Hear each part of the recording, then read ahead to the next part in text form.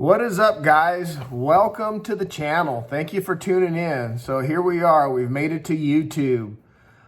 So today's video I'm doing is to address our chunk porting / glory hole port on the 2011s. So this is a service that we've been offering for quite some time now. We're not the only ones to offer it. And actually you can get some factory chunk ported firearms straight from the manufacturers. So we've been getting some questions. Hey, what separates your chunk port? What makes it different? And that's what I wanted to address today. So let's get into it.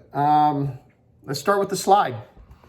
So our porting on the slide, the window on here is a little bit different finish than most of them out there. So there's several ways to do it. Some guys will just run an end mill right across there and they'll do the same with the barrel, or they'll just come in and punch a straight hole. Some of the other guys try to get a little fancier and they chamfer the edges to finish it out. Basically take a chamfer mill and run it around there and it puts a bevel on it. We actually choose to go in and round the edges, fillet them, and really finish them off with a ball mill.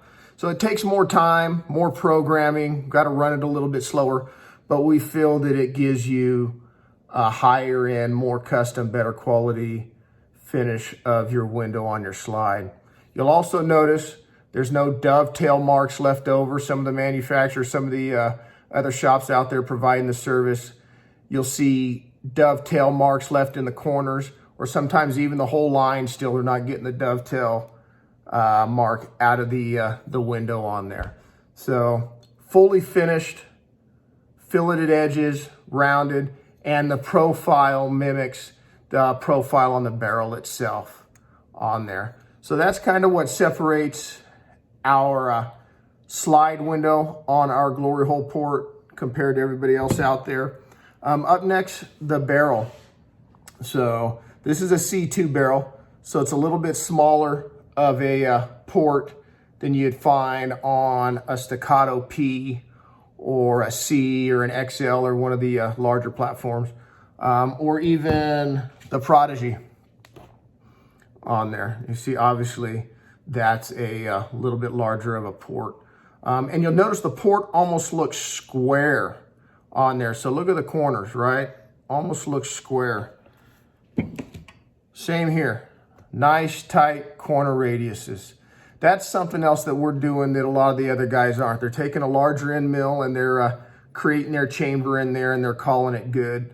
We're actually doing the same thing, coming in with a larger end mill, roughing it out, but then we're coming in with a smaller diameter end mill and finishing it and getting you tighter corner radiuses in there on the chamber itself. And so what that does is it actually creates a little bit larger of a port on there, but it's also creating a larger front wall, larger surface area on there. And that's a good thing because that is what the gas coming out of the barrel is actually making contact with and dispersing and coming up, right? So the more gas coming up means more force pushing the barrel down, the muzzle down, and keeping that dot in the glass there. So the tighter corner radiuses help with that. A little bit larger port for expansion and greater surface area on the front.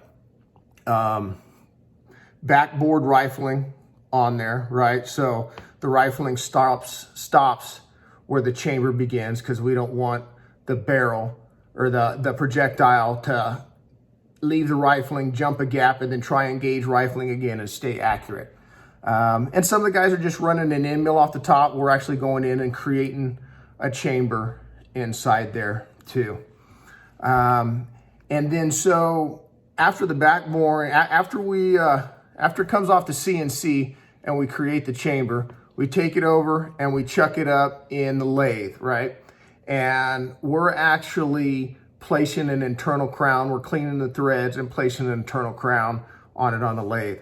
A lot of the other guys out there, maybe they're just interpolating on their CNC, cleaning it out, running a drill bit down it, taking a reamer. A lot of the guys are finishing off their rifling with a reamer. And a reamer is basically a fancy drill bit, got a little bit of a taper to it, and they're just running it in there, giving it a few turns and deburring the edge there and cleaning the edge of the rifling off. We're actually going in with a gauge pin, which is basically a precision fit dowel pin, slides into the barrel there, and it's fit to the diameter on the lathe. And then we are chucking this up and dialing center off of the bore, as opposed to externally off of the diameter, because we found that not always is the bore concentric to the diameter. It could actually be offset a few thousandths bore to the outside diameter. So we're dialing off of that. And that's a rough, actually, we're roughing it in off of that gauge pin. Then we remove the gauge pin and actually go in and do a fine dial off of the lands inside the rifling there. And the lands are actually part of the rifling that makes final contact with the projectile. So we're dialing concentric off of the lands of the bore, which gets us within 5/10. So 0.0005 of the bore center on there. And then going in, cleaning, back boring that out there. And we keep that as tight as possible. That way we get as minimal gas blowing past the projectile once it leaves the barrel into the chamber. And then it also makes sure that it's getting even push out the barrel when we place the internal crown on it there.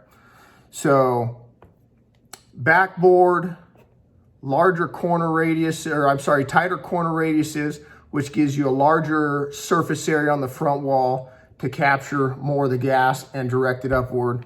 And then we're back boring and internally crowning off of the bore itself and the lands, as opposed to just running a reamer down there through it.